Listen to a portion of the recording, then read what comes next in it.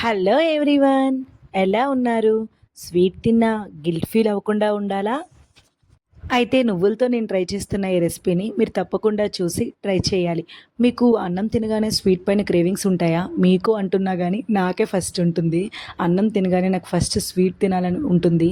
అప్పుడు నేను వెంటనే ఏమైనా ఇంట్లో స్వీట్‌గా ఉన్నాయేమని వెతుక్కుంటా రోజు తినగానే. మీకు కూడా ఇలానే ఉంటుందా? ఉంటే కామెంట్ చేయండి.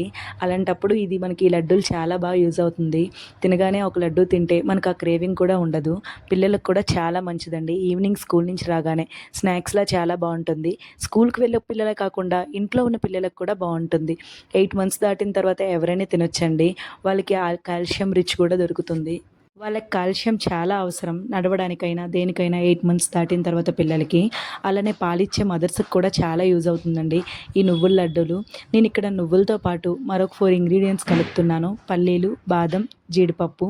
ఒక క్వాంటిటీ కంటే ఒకటి కంటే ఒకటి తగ్గించి తీసుకుంటున్నా. నువ్వుల కంటే పల్లీలు కొంచెం తక్కువ, పల్లీల కంటే జీడిపప్పు, జీడిపప్పు కంటే బాదం పప్పు. జీడిపప్పు వేయడం వల్ల టేస్ట్ బావుంటుందండి.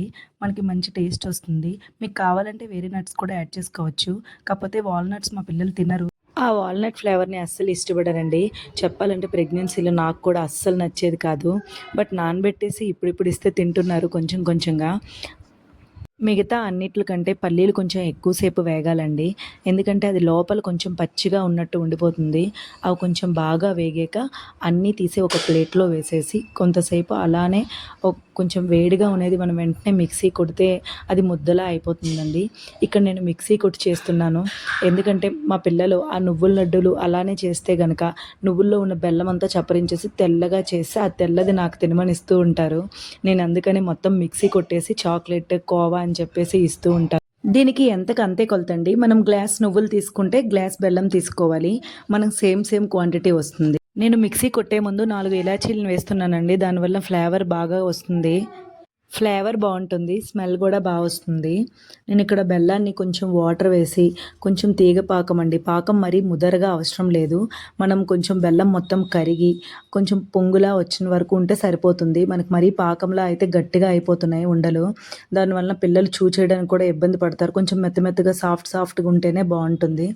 బెల్లం మొత్తం బాగా కరిగిపోయాక దానిలో కొంచెం కొంచెం నల్లగా ఉంటుందండి. అవి తినేటప్పుడు కొంచెం ఇసుకలా తగులుతుంది. అలా కాకుండా ఉండాలంటే ఒకసారి బెల్లం మొత్తం వడగట్టుకున్నాక తీసి మళ్ళీ మనం స్టవ్ మీద పెట్టగానే మామూలుగా అయిపోతుంది. ఇప్పుడు మనం మళ్ళీ మనం స్టవ్ మీద పెట్టుకోవాలి. ఇప్పుడు మనం పౌడర్ కొట్టిన దాన్ని తీసి కొంచెం కొంచెంగా వేయాలండి. ఒకసారి అది మొత్తం గట్టిగా ముద్దగా అయిన వరకు మనం తిప్పుతూ ఉండాలి చక్కగా.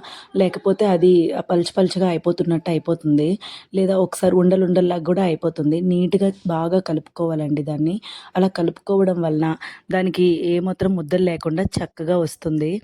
దీనిలో మనం కొంచెం నెయ్యి ఇలాంటి టైంలోనే యాడ్ చేసుకోవాలంటే కొంచెం నెయ్యి యాడ్ చేసుకోవచ్చు. దానివల్ల కొంచెం ఫ్లేవరు, సాఫ్ట్‌నెస్ కూడా వస్తుంది. మనం నెయ్యి యాడ్ చేసుకున్న తర్వాత ఒకసారి మంచిగా కలుపుకున్నాక కొంతసేపు అలా చుట్టూ తిప్పి స్టవ్ ఆపేయడమేనండి. అంతే అయిపోయింది. ఇప్పుడు అది కొంచెం చల్లగా అవ్వాలి. చల్లగా అయినంత వరకు మనం టచ్ చేసామంటే మన చెయ్యి మొత్తం గట్టిగా కాలిపోతుంది. అలా చల్లగా అయిన వరకు అది అలానే కొంతసేపు అలా వదిలేయండి. అది కూల్‌గా అయ్యాక మనకు నచ్చిన షేప్‌లో కూడా వస్తుందండి. వేడి పైన మనకి షేప్స్ కూడా కరెక్ట్‌గా రాదు. ముద్దగా ఉన్నట్టు అనిపిస్తుంది.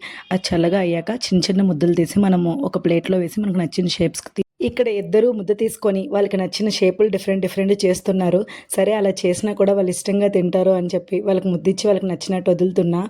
ఇది తింటూ సూపర్‌గుంది అని చెప్తున్నారు. ఇద్దరికీ ఇలాంటివి ఏమైనా పెడితే కూడా నచ్చుతుందండి. మీరు కూడా ఇంట్లో ట్రై చేసి ఎలా వచ్చిందో కామెంట్ చేయండి. Please subscribe my channel. Thank you.